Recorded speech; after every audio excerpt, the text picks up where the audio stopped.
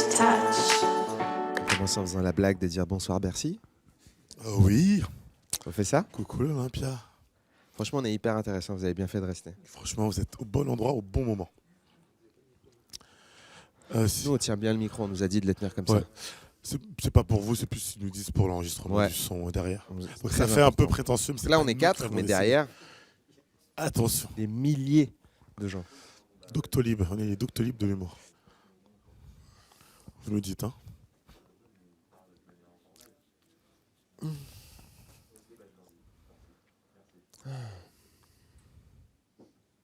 Ok. On y go? Ok. Alors, on se présente d'abord. Ouais, je pense qu'on va se présenter d'abord. Alors, pour les 700 personnes dans cette salle et les 8000 qui nous regardent actuellement sur le site internet, en live à travers le monde. Donc, moi, je m'appelle Yacine Bellous. Il y a écrit humoriste et producteur parce que j'ai petit à petit évolué vers le monde de la production, mais j'ai commencé en tant qu'humoriste. Donc, j'ai expérimenté la scène et au fur et à mesure, j'ai appris à créer les conditions pour pouvoir jouer sur scène et à créer les conditions pour pouvoir juste écrire et proposer le type de comédie que j'apprécie, alors soit dans le monde audiovisuel, soit dans les médias, la radio, Internet, etc. Donc c'est pour ça que je me présente en humoriste et producteur.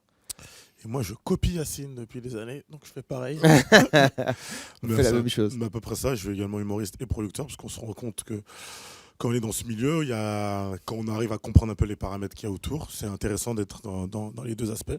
Donc voilà, on est tous les deux humoristes et producteurs, en contenu vidéo, contenu série, contenu audio, contenu numérique. Donc je pense qu'on va parler de tout ça un peu aujourd'hui. Voilà. On va essayer de vous faire, on a mangé un japonais, on a décidé de vous faire un plan extrêmement préparé. C'est-à-dire qu'on va essayer de vous retracer un petit peu l'histoire du stand-up en France qui est méconnu, parce que c'est quand même quelque chose d'assez underground, c'est quelque chose qui est vu beaucoup à la télé, mais on ne sait pas où ça se fabrique. C'est un des points déterminants. Ensuite, on va essayer de voir un petit peu la production et les aspects de la vente, qui sont quand même assez importants dans ce milieu-là, parce que c'est de plus en plus professionnel. Comment les gens gagnent leur argent, on verra... le côté où on parle aussi Transversalité. J'arrive jamais. Transversalité. Transversalité. Non, c'est un métier, on se rend compte, souvent quand on rentre dans le milieu, on ne sait pas forcément que ça touche beaucoup de différents business, que ce soit l'artistique forcément, mais également l'entrepreneuriat, également les différents médias. Donc on va voir cette différente transversalité. Et après, on vous parlera de ce que nous, on pense pouvoir faire pour que ça continue et que ce soit même de mieux en mieux. Donc le stand-up en France, ça a commencé vraiment très très tôt. Après vous, installez-vous, bienvenue. Ça a commencé vraiment très très tôt. Ça a été, on a suivi l'exemple des États-Unis, même Coluche ou Roland McDan, des gens qui sont très connus en France, ont un peu copié la manière de travailler des stand-uppers américains. Il y a une énorme différence avec ce qu'on connaît de la culture française, c'est que le stand-up découle directement du cabaret, alors que les sketchs qu'on voyait à l'époque de Coluche, etc., avaient un quatrième mur et découlaient du théâtre. Et donc le théâtre importe une certaine sacralisation de la scène, parce que quand on était jeune, avec Molière, etc., c'est très important, connaître les vers, machin. Alors que le stand-up, c'est quelque chose de beaucoup plus populaire et qu'on propose aux gens de s'emparer d'eux-mêmes. C'est-à-dire que dans n'importe quel cabaret aux États-Unis, il y a ce qu'on appelle des micros ouverts, des open mic, où n'importe qui peut aller s'inscrire et jouer. Et ça donne une vitalité complètement nouvelle. C'est cette vitalité-là qui est le centre d'intérêt pour moi du stand-up. C'est que n'importe qui peut s'approprier la scène, n'importe qui peut jouer, et même les grands stand-uppers souvent encouragent les petits, les jeunes, les mauvais à aller jouer. C'est ça qui est bien. C'est encore un champ dans lequel on s'autorise à faire des erreurs, ce qui est hyper valorisable aujourd'hui, puisque les erreurs sont de plus en plus sanctionnées sur Internet, à la télévision. Dès qu'on dit un mot de travers ou quelque chose qu'il ne faut pas dire, il y a tout de suite d'énormes réactions. On vit dans un temps de grosses réactions. Le stand-up vient du cabaret et donc il s'autorise l'erreur de pouvoir être mauvais devant un public qui a l'habitude de voir des gens qui sont bons, mais aussi des gens qui sont mauvais. On essaye nos blagues.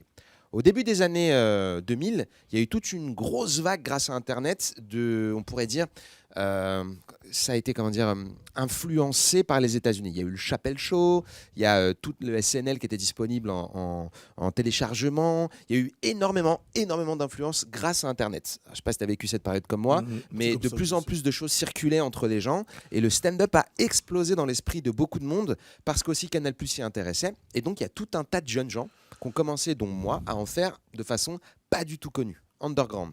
Et plus le temps a passé, plus les vrais médias s'y sont intéressés, et jusqu'au moment où Jamel Debbouze, avec le Jamel Comedy Club, a décidé de créer le Jamel Comedy Club, qui a été en prime time le samedi à 20h30, donc avec que des jeunes recrues. Et là, évidemment, plein de gens ont découvert ça d'un coup, et ça a été comme une sorte de révélation pour plein de gens, en disant waouh, ils font ça, moi aussi je peux le faire. C'est exactement ce que le cabaret apporte, c'est-à-dire la possibilité de se projeter et le côté très populaire. De plus, ça coûte rien à produire. C'est-à-dire que faire un spectacle de stand-up, c'est un micro, une scène, de la lumière. Alors que faire un spectacle de théâtre ou de comédie musicale ou même de one-man show, souvent c'est des costumes, c'est des régisseurs vraiment spécialisés pour ça parce qu'il y a des tops et tout ça. Tous ces avantages du fait que ça coûte très peu d'argent à produire ont permis en fait l'explosion du stand-up à partir du Comedy Club.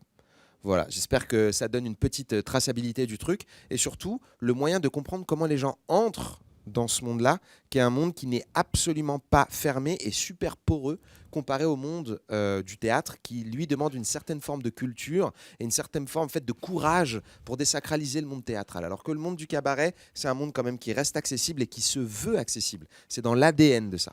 Et je rajouterais, c'est que c'est vrai que c'est assez accessible dans la barre.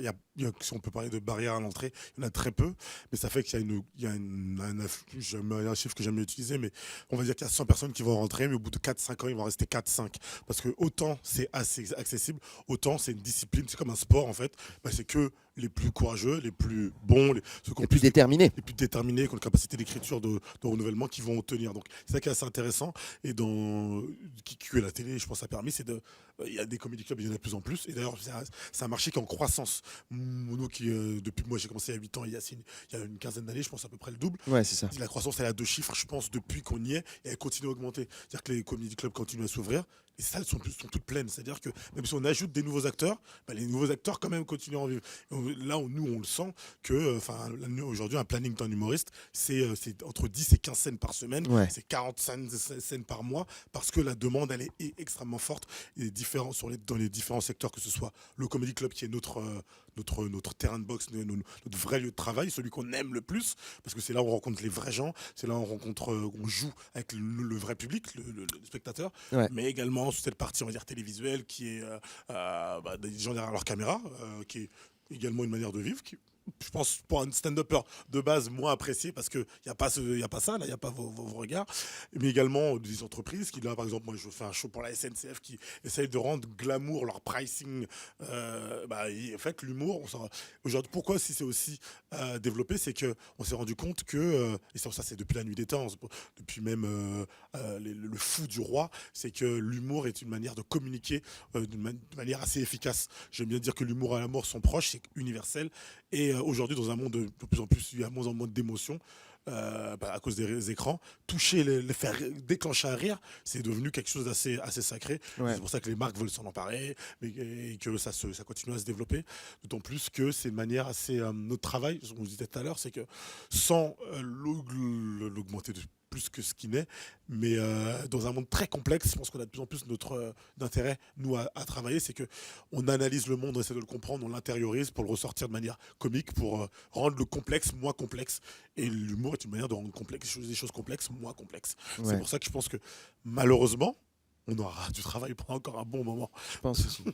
En gros, en plus, on est face à une forme de crise de croissance dans la quantité de comédiens et la quantité de lieux qui s'ouvrent parce que, comme on l'a dit avant, en fait, il y a de plus en plus de comiques, de plus en plus de demandes, mais la valorisation, elle se fait souvent en bout de chaîne, c'est-à-dire que les intervenants qui viennent et qui s'intéressent à la comédie et qui vont acheter, par exemple, ce qui sont des heures de stand-up ou bien des spectacles ou bien des tournées, vont attendre que l'artiste ait effectué déjà un grand trajet, mais il n'y a pas un investissement qui est fait en termes de formation et un investissement qui est fait en termes d'équipement. À savoir que comme n'importe quel métier artistique, les ballerines, n'importe quoi, il est important aussi de comprendre que les personnes qui sont en progression, qui sont en travail par rapport à leur carrière, ont besoin d'équipement, ont besoin d'être entourées et encadrées.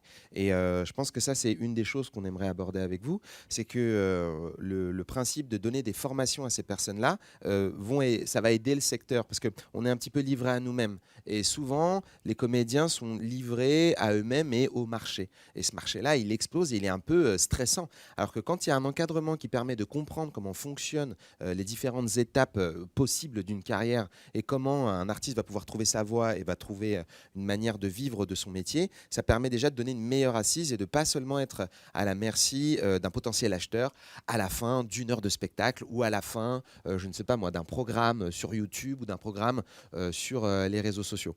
Ce que disait Certes, c'est qu'en ce moment, tous les acteurs idéologiques utilisent l'humour pour faire passer leur idéologie, leurs idées. C'est quelque chose de très important et je pense que plus on arrivera à armer les jeunes générations de comédiens d'un regard critique et d'une envie vraiment précise et de leur donner les outils qui leur permettront de diriger leur carrière, plus on obtiendra vraiment une sorte de, comment dirais-je, une équipe de France de comiques vraiment bonne qui va pouvoir nous aider à représenter notre pays plutôt que des petites niches à droite à gauche qui s'en sortent comme ils peuvent et qui réussissent à vendre à, je sais pas, à Canal+, à Netflix ou à n'importe qui un de leurs produits. Je pense que nous, c'est ce qui nous porte aussi, c'est l'envie un peu d'unifier tout le monde et de créer un vrai milieu culturel comique qui n'existe pas. Parce qu'on est très privé, on n'a pas été investi par le pan culture de notre gouvernement.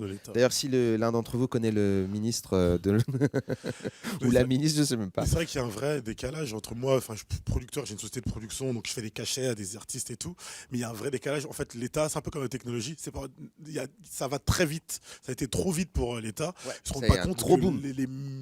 les sommes d'argent, des tickets vendus par beaucoup d'humoristes, et il y a un décalage complet entre la réalité étatique, gouvernementale, les aides ou même l'indemnisation et le terrain. Et notre travail, c'est un peu de ça, c'est d'aider l'humoriste à se positionner dans ça pour qu'il puisse avoir un appartement. Parce que c'est bien d'avoir 5, 6, 7 000 euros de cash par mois, mais si tu peux pas louer un appartement parce que c'est pas réglementé, bah, ça va être compliqué pour toi.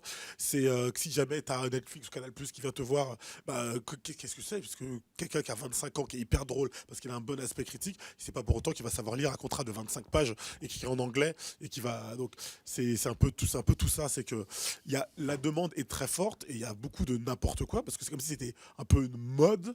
Et pour que ça soit une mode qui soit pérenne, parce que nous on aime notre métier, on aime on veut que ce soit pérenne, et pour que ce soit pas pérenne. Mais je pense que ça le sera de toute façon. Il faut qu'il y ait des acteurs qui fassent pas n'importe quoi. Absolument. S'il y a des humoristes qui pètent partout et qui sont pas bons et trucs, ça va être pas bon pour personne. C'est ça, c'est que je pense qu'effectivement, il y a une notion qui est vraiment passée sous les radars, c'est de savoir où la comédie se fabrique. On dirait que les comiques, ils arrivent de nulle part et que c'est des gens drôles. C'est absolument pas le cas, en fait. Et c'est pour ça que nous, on essaye d'en parler le plus possible et de former le plus possible de gens, parce que il y a des notions à comprendre, des choses que nous, on a appris sur le tas, en fait, en jouant, hein, en expérimentant. Il y a une forme de violence dans le métier, comme dans n'importe quel boulot, hein, j'en sais rien. Tous les boulots ont leur part de difficultés. Nous, on en a aussi. Et ces difficultés-là, on est apte en fait à aider les jeunes à les appréhender. Donc c'est pour ça qu'on fait des formations. Je fais des masterclass. On est en train de créer une école avec Shirley Soignon au Barbès Comedy Club. On vous en parlera un peu plus tard. Mais l'idée, c'est vraiment de comprendre que pour l'instant, l'intérêt des investisseurs et l'intérêt des acheteurs se portent en bout de chaîne. Et que ça, c'est pas du tout une fin en soi. Il faut réellement comprendre que les choses se créent petit à petit et que les gens qui créent de l'humour le fabriquent dans des comédie clubs le soir devant 20, 30, 40 personnes. Tous les soirs à Paris. Et que ces milieux-là peuvent être investis. Améliorés, peuvent être de plus en plus intéressants, je pense, pour des investisseurs. Parce que là, il y a 4 comédie clubs qui ont ouvert à Paris, qui sont plus complets que les gens qui font des spectacles de 1 heure. C'est-à-dire qu'on a le Sarfati, Madame Sarfati, créé par Fari avec beaucoup d'autres investisseurs. Il y a le Barbès Comedy Club, il y a le Jamel Comedy Club qui a été ouvert par Jamel Debbouze en 2008. Il y a aussi le Fridge par Kev Adams. Même les humoristes d'expérience savent qu'il y a un business et que c'est pour ça qu'ils ont d'ailleurs créé leur structure et que et même eux d'ailleurs continuent à jouer dans les petits comedy clubs. Ça, c'est la partie qu'on voit pas, mais vous voyez pas Gad Elmaleh à 23h dans un comedy club en train de faire des blagues, mais c'est ce qu'il fait parce que c'est très bien que la seule manière de continuer à être drôle, c'est de continuer à faire ces petites choses là. Et ça, je pense qu'il a appris en allant aux États-Unis. On se rend compte que Seinfeld et Chris Rock ils continuent à le faire alors qu'ils ont 20-30 ans d'expérience, parce que la seule manière de créer de l'humour de qualité, c'est de jouer en comedy club. C'est comme si tu vas jamais à l'entraînement, que tu veux faire un match de la finale de Ligue des Champions, tu vas galérer si t'as pas. Et donc, c'est cette partie-là importante, qui est vraiment importante, et qui est nous, en tout cas, en tant qu'humoristes et Voilà. producteurs, on essaie de continuer à développer. Donc, ce que nous, on essaye de proposer, c'est de créer des masterclass ou bien des cours qui permettent à des débutants ou à des gens qui sont intéressés par la comédie de pouvoir appréhender les choses de façon un peu moins anxiogène, parce que c'est quand même extrêmement difficile. C'est comme un sport, comme le disait Serre. Donc, quand on aborde quelque chose de nouveau, un nouvel exercice, c'est important d'avoir des bases. Il y a des bases qui sont théoriques et il y a des bases qui sont pratiques. Avec le campus de Shirley et le Comedy Club qu'elle met au centre de l'éducation, enfin en tout cas des cours qu'elle donne aux jeunes, on essaie surtout de leur montrer qu'il y a une façon saine d'aborder ce métier, parce que c'est un métier artistique, donc c'est un métier qui peut être un peu toxique à certains endroits, parce que les artistes des fois comptent pas leurs heures, travaillent plus que quelqu'un qui va faire 9h, 5h, 5 fois par semaine et partir en week-end. Ça va être des gens très très passionnés, et la passion des fois ça conduit à aller un peu trop loin dans ses limites, que ce soit physique ou de temps. Donc on essaye de cadrer le max qu'on peut, on essaye de donner 2-3 préceptes qu'on a appris avec le temps. Moi, ça fait 15 ans que je fais ce métier, je suis toujours pas devenu fou, donc j'ai une expertise. Ça je peux le vendre, parce que garder une part de santé mentale dans un monde extrêmement compétitif, c'est quelque chose qu'on essaye d'appliquer. On veut vraiment créer des conditions bonnes pour les gens qui grandissent avec nous. Après, nous, de notre côté, on sait que c'est des métiers qui rapportent aussi beaucoup d'argent, et on peut peut-être commencer à parler de ça aussi. C'est-à-dire qu'effectivement, nous, on veut créer des choses où on peut apprendre aux jeunes par le biais du Campus Comedy Club, par le biais de nos masterclass personnelles, mais on veut aussi en faire un métier vraiment qui puisse être intéressant aussi pour les jeunes générations et vraiment respectable, que ce soit pas un truc de troubadour, parce qu'effectivement, l'humour aujourd'hui, ça a beaucoup de valeur, étant donné, comme l'a dit, certes, ça permet de traduire un monde extrêmement complexe en quelques blagues, et c'est pour ça que les chroniqueurs sont super à la mode et qu'il y en a dans toutes les radios, mais c'est aussi important pour nous d'explorer tous les autres terrains. Alors, il y a le podcast, certes, si tu veux reprendre la main là-dessus pour essayer de donner plus d'éléments, mais moi, je vois qu'en ce moment, les podcasts sont un énorme business. Il y a beaucoup de choses à faire là-dedans, le web, Instagram, YouTube. T'enlèves de YouTube l'humour, de plein de médias de l'humour, il restera de la musique et pas grand-chose. Donc, c'est vraiment quelque chose qui est hyper consommé. Et pour que ça continue à être consommé, il faut qu'il y ait de la production régulière. Là, moi, je sais qu'il y a beaucoup dans ma production.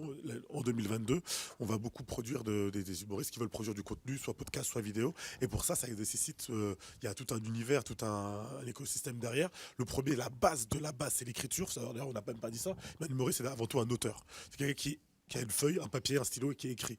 Et qui écrit des blagues. Parce qu'une blague, c'est une structure, c'est comme un livre, ça s'écrit. D'ailleurs, souvent on dit que dans l'humour, le stand-up, c'est l'art le plus pur de l'humour, parce qu'une putain de bonne vanne est bien écrite, ça peut devenir un film, un livre, une série, si c'est parce que ça se transforme, parce que la base est hyper solide.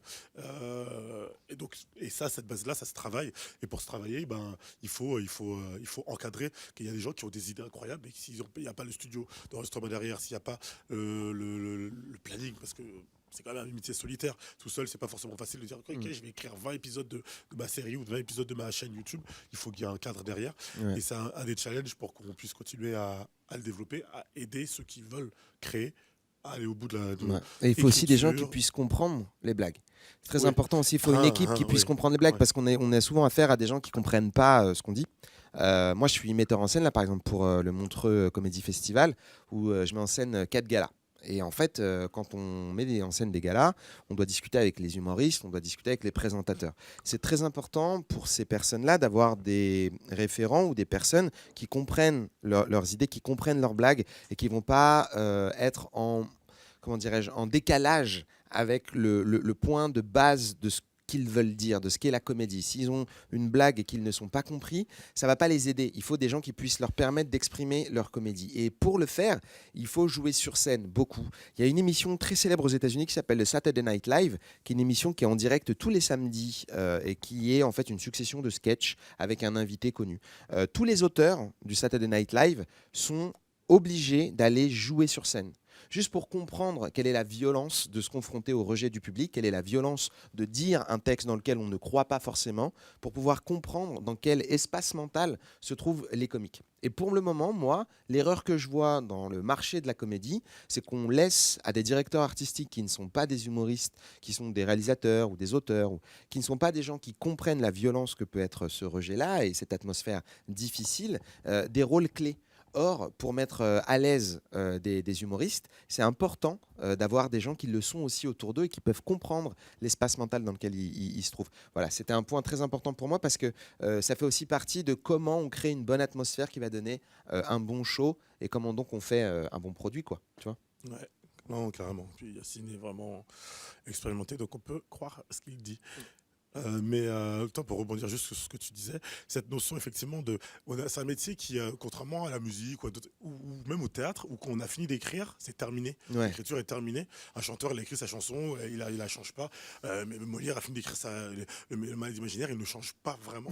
L'humour, il change parce que c'est le public qui compte. Et ce qui en fait quelque chose de vrai, c'est que dès l'instant où on va le faire à la télé, ça va devenir peut-être un film, ça aura été testé avant devant des centaines, voire des milliers d'êtres humains. Et c'est quand on arrivera à trouver cette universalité dans la blague qu'elle deviendra extrêmement bonne et qu'elle va devenir même atemporelle. Parce que pourquoi c'est drôle il y a 40 ans? Parce que en fait, avant de voir c'est l'histoire d'un gars, Coluche, il a joué devant je sais pas combien de gens. Donc quand on le voit nous à la télé, le travail il a été fait derrière. Et c'est ça qui est vraiment...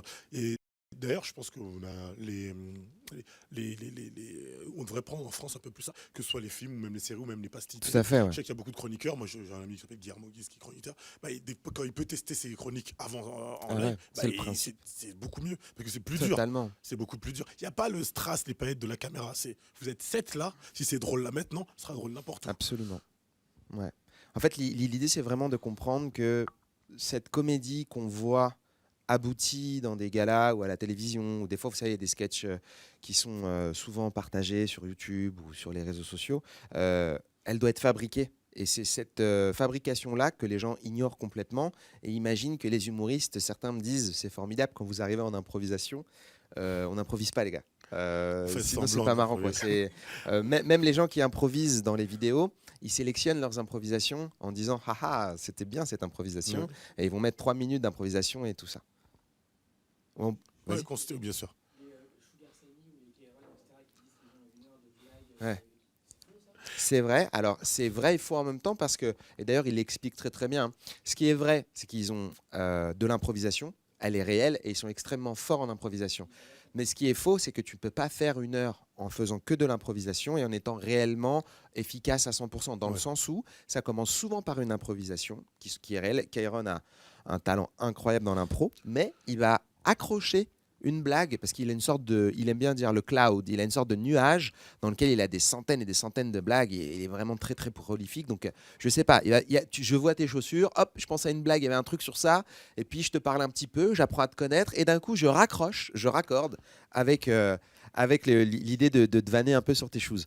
Bon, et ben ça, tu vois, c'est sympa. Ça donne un côté, c'est nouveau, c'est frais. Mais la blague d'avant, l'improvisation, c'est une vraie tentative. C'est lâcher le trapèze pour atteindre l'autre trapèze en face. Ça peut ne pas marcher. Et je pense pas, connaissant Kairon, qui mettrait une blague où ça n'a pas marché, ça n'aide pas grand-chose. Vaut mieux mettre les blagues qui ont bien fonctionné en disant, bon, voilà, sur mon heure d'impro, j'ai fait 2-3 impros un peu cool, bam, je les balance, ça fait plaisir. Tu vois. Puis il y a ce truc dans l'humour et que les gens veulent, c'est qu'ils veulent avoir l'impression c'est un peu comme la magie où t'as presque pas envie de savoir qu'il y a un truc derrière, t'as envie d'être... donc notre travail, c'est d'être le plus... Et ça, c'est que les années d'expérience qu'il faut qu'au bout d'un moment, n'importe quelle scène, c'est chez nous. Donc là, aujourd'hui, j'ai un micro devant vous. Peut-être qu'ils m'ont dit de faire ça il y a 7 ans. Avoir un micro et des gens, en fait, c'est ça qui fait que les gens oublient que tu es dans un rôle, parce que tu le maîtrises parfaitement, et que tu peux te laisser aller à de l'impro. Mais un spectacle d'1 heure, pour commencer très bien, je regarde Samy, l'avoir vu son spectacle plein de fois, il y a une histoire, et il y a des impros à l'intérieur, qui sont attachés à des années d'expérience, des années d'histoire accumulées dans le cerveau. Ça fait partie de la mise en scène, comme pour les films. Il y a une suspension d'incrédulité qui fait qu'on est d'accord pour rentrer dans le monde de l'humoriste. Nous, on ne demande pas, attention, ce qu'on dit là, ce n'est pas une demande adressée au public pour dire vous devez comprendre et vous devez voir la cuisine. Nous, on ne veut pas qu'ils se prennent la responsabilité de ça. On veut continuer à les faire rêver et à faire comprendre qu'une personne avec un point de vue fort sur scène, c'est très emblématique et c'est cool à voir. Et c'est pour ça qu'on a aimé le stand-up. Là, ce qu'on essaye de dire, c'est de faire appel aux gens qui seraient acteurs ou financiers ou intéressés en partenariat, de comprendre que le monde de la comédie, c'est pas juste une personne qui arrive un matin, qui va sur scène, qui est extrêmement drôle et qui repart parce que c'est un génie. C'est tout un monde, c'est tout un monde qui existe à Paris la nuit, dans des comédie clubs qui est en train d'émerger de plus en plus. Il y a un boom qui est quasiment incontrôlable. C'est-à-dire que moi, dans n'importe quelle ville que je vais, je croise 10 jeunes qui me disent on fait du stand-up, on veut continuer à en faire. Ça n'est pas un attrait. Les gens me disaient ouais, c'est comme le rap. C'est pas comme le rap. C'est pas comme le rap. Au début, le rap, vraiment, c'était gangster et tout. C'est comme le rap de maintenant, oui. Parce que tout le monde fait du rap maintenant et c'est la musique numéro un. Sauf que à l'époque, les gens n'y croyaient pas dans les comédie clubs. En fait, dans les comédie clubs de l'époque, c'était les MJC où les gens allaient rapper avec une vieille platine nulle dans les années, fin des années 90. Moi, je sais, j'étais là-bas. Je suis vieux. Donc, en gros, c'est vraiment comme le rap, mais dans le sens où je pense que les gens qui font du stand, ils vont être les plus gros vendeurs dans 10 ans et qu'on a besoin d'outils pédagogiques pour les accompagner. C'est ça qu'on essaie de mettre en place. Et que les entreprises, enfin que les médias ont intérêt à regarder, à suivre, parce que c'est des fournisseurs de contenu aussi rapides. Parce que l'avantage de jouer régulièrement, c'est que c'est capable de fournir du contenu assez rapidement. Ouais. Tu mets 3-4 humoristes, tu les cadres un petit peu, ils peuvent te produire du contenu humoristique de manière assez régulière. Et ça, ça va être un des attraits des challenges. C'est que la comédie, ça se fait sur scène, mais ça se fait, comme on dit, en podcast, ça se fait également en série. Et c'est là la nature intrinsèque de l'humoriste d'observer, de comprendre, d'analyser et de transformer en truc drôle assez rapidement. Donc ça fait que c'est quand même des personnes prolifiques, contrairement à peut-être d'autres métiers où le processus de création est long. Le processus humoristique, il est ok, j'ai une idée, il faut que je le fasse. Et ouais. Alors, tac. On va pouvoir prendre les questions. On a déjà des questions, ça nous fait plaisir. D'accord. Ok. Évidemment, évidemment. Il y aura peut-être des compliments. Non, mais allez-y.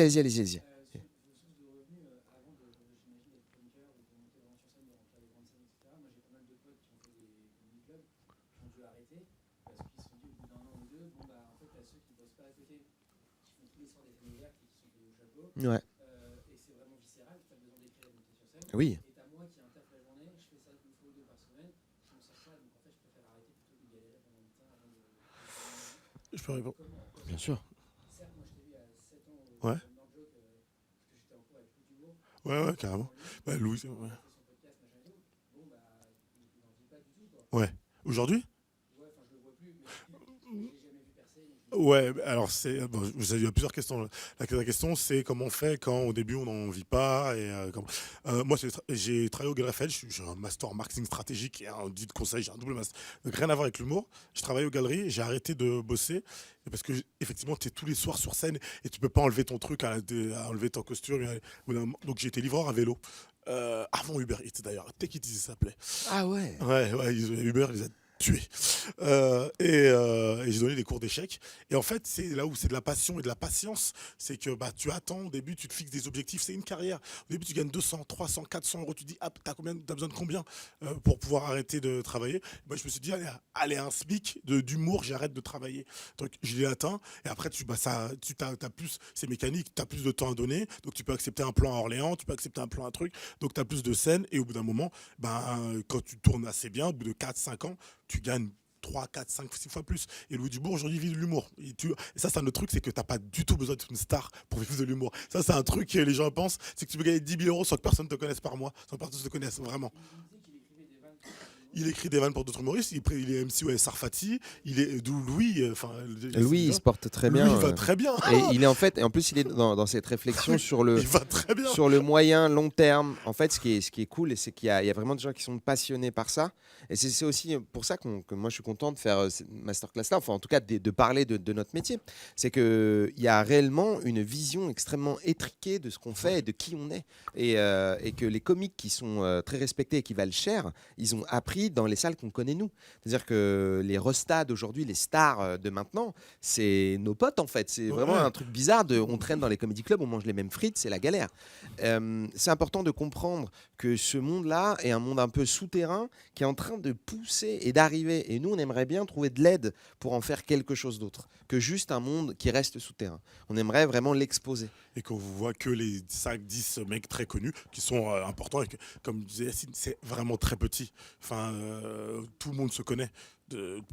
Parce que le terrain d'entraînement, en fait, on en a 4. Et donc, on va tous sur les mêmes terrains d'entraînement. Et que même si tu ne vois pas quelqu'un, Louis, il travaille, il écrit pour deux choses. Donc comment dire, les, les gens, les médias, les plateformes peuvent très bien travailler avec des gens qui ne sont pas forcément connus. Et surtout, même, ce qui est incroyable, c'est qu'avec la jeune génération, on a plein qui refusent de s'exposer. Il y a beaucoup de gens qui refusent d'aller sur les plateformes actuellement ou sur le Montreux Comédie actuellement parce qu'ils estiment que c'est pas le bon moment pour eux. C'est-à-dire qu'ils sont en gestion de leur carrière beaucoup plus sur le long terme et ils croient beaucoup plus en eux que des gens de ma génération. Nous, on nous disait, va là, on était hyper contents, on était des teubés, on comprenait rien. T'es là, c'est super, il y a une caméra, bonjour, je m'appelle Yacine, je suis très content. Et moi, je gagnais ma vie, j'étais là, wow, on m'a donné de l'argent pour des blagues. Eux, ils comprennent qu'il y a un vrai système et qu'il y a une vraie ambition à avoir. Cette ambition, ils l'ont et c'est absolument merveilleux de voir des gens refuser de l'argent, une forme de prestige et de validation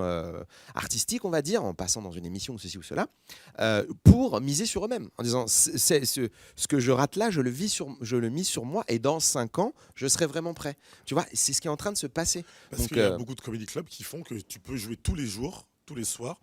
Donc, te faire, on va pas parler de grosses sommes que tu fais, mais avoir un salaire convenable sans avoir besoin de faire de la télé. Il y a encore 7 ans, c'était pas possible. C'était impossible. Aujourd'hui, on se voit notre fiche de paye tous les mois. Le milieu a changé de manière colossale en 5 ans, c'est incroyable. Parce que la demande, elle augmente et les lieux s'ouvrent, se professionnalisent, il y a des écoles qui arrivent. Mais elle a changé grâce aux comiques. En fait, c'est ça que je dis. En fait, moi, c'est vraiment le message qu'on donne. C'est que c'est les humoristes qui ont mis en place les conditions pour perpétuer le milieu. Et qu'au bout d'un moment, on a des limites. C'est-à-dire que nous aussi, on a nos carrières, on a nos lives, quoi. Et nous, on essaye de donner pour ce qu'on aime, mais on cherche vraiment de l'aide pour continuer à le faire. Monsieur ? Moi, il y a 2-3 choses qui m'ont interpellé. La première, c'est, et je vais reprendre un poncif, on ne peut pas rire de n'importe quoi avec tout le monde. Donc là, ça induit quand même la dimension culturelle de l'humour. Et donc, quand on produit de l'humour, on ne peut pas, là, vous disiez tout à l'heure, si ça marche avec nous 7, nous étions 7 tout à l'heure, ça peut marcher avec tout le monde. Moi, j'ai du mal à le croire sur cette dimension culturelle. Aller en Afghan, Afghanistan, faire vos trucs, parce que la réussite, elle peut réussir partout. Et là, je vais enchaîner sur l'autre dimension, c'est quid de la spécialisation de l'humour. Moi, je suis issu du monde de l'entreprise et je suis très demandeur. À une époque, je travaillais avec des troupes d'improvisation, et là, je fais référence à Schubert Daddy, qui est capable de vous prendre un spectacle face à une population qui parfois est hostile. C'est vrai. En entreprise. C'est un message que vous appuyez sur le mot pour que ça fonctionne. Moi, c'est pas dit. Donc, moi, je suis intéressé sur ce que vous dites cette fois-ci dans la spécialisation de l'humour, y compris en comedy club. Et dernier point, si j'ai la chose, c'est comment on peut faire passer des messages qui fonctionnent quand vous avez des populations très hétéroclites. Alors, c'est pas du culturel cette fois-ci, et je vais prendre l'exemple parce que voilà, je vais me dévoiler un petit peu. Moi, je viens du milieu du sport, auquel vous faisiez référence tout à l'heure. Absolument. Là, il y a les JO de Paris qui vont se tenir en 2024. Est-ce que l'on est capable de monter des actions de formation en s'appuyant sur l'humour qui puissent être opérationnelles avec une population totalement hétéroclite, à savoir les visiteurs du monde entier? Eh ben, écoutez, super, vous tombez méga bien. Je résume les 3 questions. Alors, la première question, ça a été, tout à l'heure, on a dit avec certes, vous êtes 7 personnes, si on fait une blague qui marche très bien ici, on pense qu'elle marchera sur tout le monde. Et la question, c'est peut-être un peu compliqué. Il y a beaucoup de gens qui ont des idées différentes, qui ont des points de vue différents. On ne pense pas forcément que est-ce que ça va vraiment avoir lieu, cette histoire de ça va marcher sur tout le monde. La deuxième question, c'est la spécialisation de l'humour, à savoir, je n'ai pas compris cette question, mais j'ai pas réussi à la comprendre, mais c'est faire de l'humour en entreprise. Un peu spécialisé. Ok. Et la troisième, c'est surtout, avec les JO de Paris, est-ce qu'on pourra faire rire les gens qui sont les visiteurs de pays étrangers ? Ou les encadrants. Ceux qui vont accueillir une population. Parce que pour accueillir des Japonais à Paris, il faut des japonisants. D'accord. Alors, alors nous, on n'est pas des accueillants. Nous, on est humoristes, c'est-à-dire que nous, on a besoin de conditions spécifiques pour mettre en place un spectacle, c'est-à-dire les conditions du jeu, un public, une scène, un micro. On ne peut pas marcher avec des groupes et les faire rire en leur faisant visiter quelque chose ou en leur donnant des consignes de sécurité ou ce genre de choses-là. C'est un autre métier, ça ce serait une commande un peu plus compliquée, mais c'est faisable. C'est quelque chose de gérable, d'organisable. Pour ce qui est de faire rire les étrangers, moi j'ai un documentaire qui s'appelle Voulez-vous rire avec moi ce soir sur Netflix. Moi j'ai joué dans 18 pays, en français et en anglais. J'ai joué le même texte dans 18 pays et j'ai toujours fait rire les gens.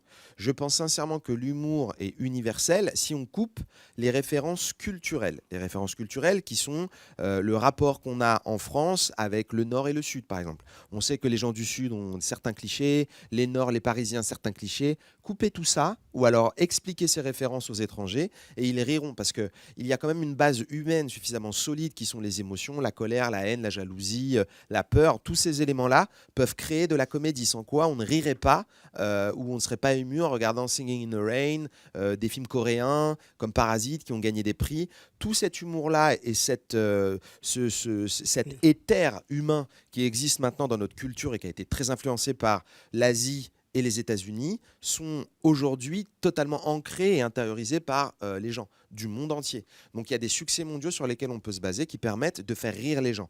Le stand-up est hyper américanisé, c'est un standard les États-Unis. Donc quand on fait du stand-up sur scène, il y a des codes états-uniens qui sont très facilement applicables à notre vie française sans avoir à injecter de la culture de vous connaissez la différence entre un Bourgogne et un Bordeaux, faire une vanne dessus, peut-être qu'un japonais d'Osaka il va pas capter.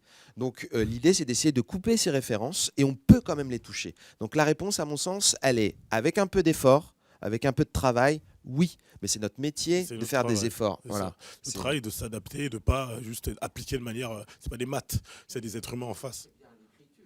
Ouais, absolument, vous avez raison. Le travail, c'est l'écriture. C'est OK, je sais que j'ai dans ce contexte-là, comment aller chercher ce qu'il y a, le point commun du cœur de chacun pour grâce à l'histoire ou à cause de l'histoire de la vie, on a l'un des millions de points communs. Donc on va trouver une manière de trouver ce Après, lien. faire un bid, c'est-à-dire là, si on vous dit une blague, on pense que ça marche, et la jouer, je sais pas moi, dans une autre ville et que ça marche pas du tout, ça fait aussi partie de notre métier. Ouais. Je veux dire, il y a des gens c'est comme ça, mais C'est comme majoritairement, les gens rigolent aux mêmes choses. Il y a une sorte de, je ne sais pas pourquoi, on ne sait pas pourquoi. Il y a une connexion humaine et qui est inconsciente. Si une vanne, elle marche très fort quelque part. Moi, j'ai déjà ri à des choses que je trouve après en réfléchissant pas super drôles, mais il y avait un effet d'emportement, un effet de masse qui fait qu'en fait, on peut être très pris par une blague qui est bien formulée, bien organisée, bien rythmée. Et ça, vraiment, 15 ans d'expérience vous disent, je vous promets, ça fonctionne. Pour le point entreprise, on n'a pas répondu au point entreprise. Ça, c'est une chose qui se fait de plus en plus, effectivement, des demandes. Les entreprises, elles essayent on est dans un monde où RSE, où il faut être un peu plus cool avec l'environnement et les gens. Donc, effectivement, il y a beaucoup de demandes de mettre d'humour à l'entreprise. Je trouve ça globalement bien, parce que ça fait que les gens, après, la volonté du boss derrière, on ne sait pas, est-ce que c'est juste pour cocher une case ou est-ce que c'est vraiment pour faire plaisir à ses employés. En tout cas, c'est intéressant. C'est pas facile, honnêtement, c'est pas facile parce que le cadre entreprise, c'est pas un cadre théâtral. Dans un théâtre, les gens ils viennent, il y a une espèce de conditionnement. Quand on est dans un cimetière, dans une église, dans un bar, on n'a pas le même conditionnement de cerveau. Donc quand tu es avec tous tes collègues dans ton entreprise, le conditionnement n'est pas le même. C'est notre travail d'arriver à créer les conditions. À créer des conditions. Moi, je dis la semaine prochaine, je fais un show pour la SNCF. Ouais, je me prends la tête parce que je sais que c'est pas comme si j'allais dans un comedy club. L'état cérébral des gens, que des revenus managers qui s'occupent du pricing, des prix des billets de train, va falloir que j'aille chercher leur humanité avant de commencer à faire mes blagues. Donc ça c'est notre travail. C'est faire des blagues sur la TVA. Hein? Faire que des blagues sur la TVA. Ouais, c'est une niche, hein. Ouais. C'est une niche, hein. Franchement. Il va falloir gratter un peu. C'est un travail d'écriture. On peut y arriver. Mais ça va demander un travail d'écriture. Et la première chose, c'est est-ce qu'on peut rire de tout? Cette question-là, on la pose tout le temps, je crois. Ok. Tout est drôle. Dans la mort peut être drôle, ça dépend. Ouais. Ça dépend comment on amène les exactement. choses. Et puis, ça dépend de tellement d'éléments. Ouais. Peut-être qu'il y a une autre question, peut-être qu'on fait le tour. Ouais, comme ça on fait le tour, parce que je crois qu'on a bientôt fini. Bref, c'est pas grave. Non, il n'a pas. Ce qui est intéressant sur le stand-up, c'est finalement de voir comment vous évoluez par rapport à ce qu'était l'humour il y a 10-15 ans. Ouais. Parce que vous faites référence à Coluche, ok, très bien. Ouais. Mais si on voit les blagues qu'il faisait, vous les faites plus.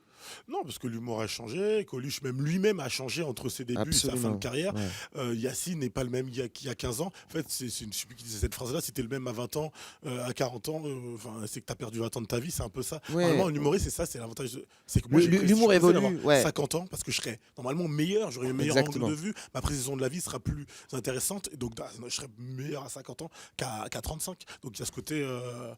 Mais j'aimerais ajouter que vraiment tous les collègues et toutes les camarades qui font du stand-up ont vraiment cette culture des anciennes humoristes, des humoristes passés des années 70-80. Ils sont connus, ils les connaissent, ils connaissent leur travail, ils respectent leur travail. C'est pas parce qu'on fait quelque chose qu'on estime nous un peu différent ou un peu avec une autre manière, un autre état d'esprit, qu'il y a un trait qui est tiré sur l'héritage de ces personnes-là. Au contraire, elles sont très respectées. Ouais. Tu parlais de l'importance de la formation tout à l'heure pour accompagner des jeunes humoristes dans le travail d'écriture, dans la partie contractuelle, etc. Ça, je vois bien. Et ce qui m'intéressait, c'était toute la partie amont. En fait. Comment tu fais pour passer justement de la partie Galerie Lafayette à je me lance sur scène j'y vais. Et est-ce que tu as des process de formation ou d'accompagnement justement à ce niveau-là, plus en amont en fait, sur la détection de talent, sur je sais pas ce qui va amener en fait à monter sur scène, mais comment tu... Moi, j'avais un resto. À la toute base, j'avais un resto dans lequel j'organisais des spectacles, donc ça m'a donné un peu envie comme ça. Mais aujourd'hui, il y a un truc qui a changé, c'est qu'avant, il n'y avait pas d'autre choix que d'être produit. Il fallait attendre qu'il y ait un impresario, je sais pas comment, qu'il y a un producteur. Un producteur vienne te découvrir. Ouais, Les gens cherchaient à être découverts. Ouais, Je voilà. t'ai découvert. Ouais. Aujourd'hui, c'est plus le cas aussi, parce qu'il y a Internet qui est arrivé. Donc aujourd'hui, c'est plus... Ok, avant j'attendais un producteur qui mette un peu d'argent sur moi, qui me donne 10-15% de tout ce qu'il va générer.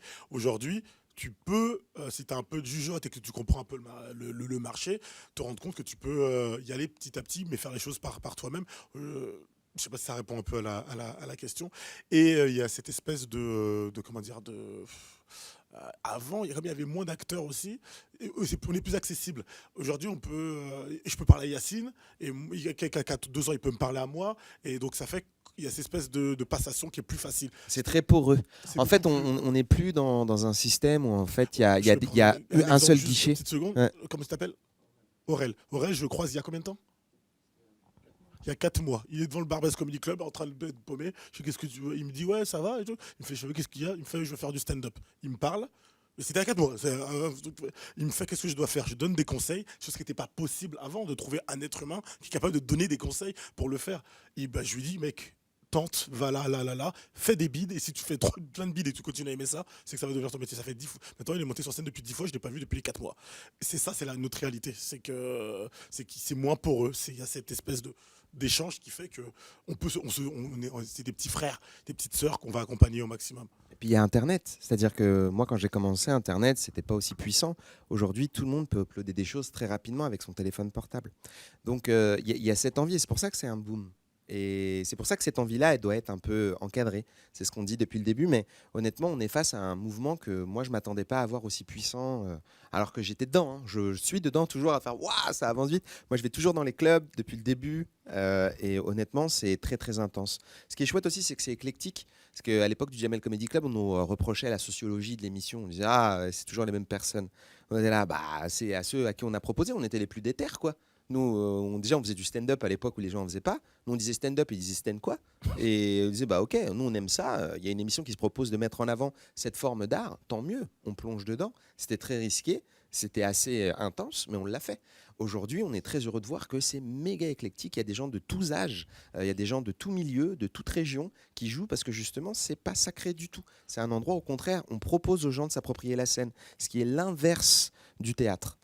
Et à cette côté-là, en fait, je pense aussi, je sais pas si tu es d'accord avec moi, il y a moins cette starification qu'il aurait pu avoir de Ah oui, nationalisation de Gad Elmaleh ou de Florence Foresti, qui sont, je pense, les dernières stars nationales aujourd'hui. Tu as des ils étaient humoristes. inaccessibles ces Mais ouais, personnes. Et aujourd'hui, elles viennent dans les clubs. aujourd'hui, elles sont là. Il y a Florence qui vient regarder ce qui se On passe. serre la main Il et y a, tout, il y a ça Gad va. qui fait, je peux faire. Parce que, C'est vrai. et ils adorent ça. Ils sont Ouais, ils sont trop contents. Je fais, wow, ça a changé. En même temps, c'est hyper- un peu cool, c'est un peu des rostas quand même. Donc, Ouais. genre, elles sont là, ouais, de Ouais. tous les gens qui disent, waouh, c'est comme Ouais. si c'était, je sais pas, Kylian Mbappé, et Tu- ils tu- croisent je des peux faire un jeunes foot avec des vous. jeunes qui commencent le foot, et lui, ils disent, ah, ouais, t'es Je peux trop jouer. fort, Kylian, t'es champion du monde. Ah ouais, tu vois, c'est un peu cool.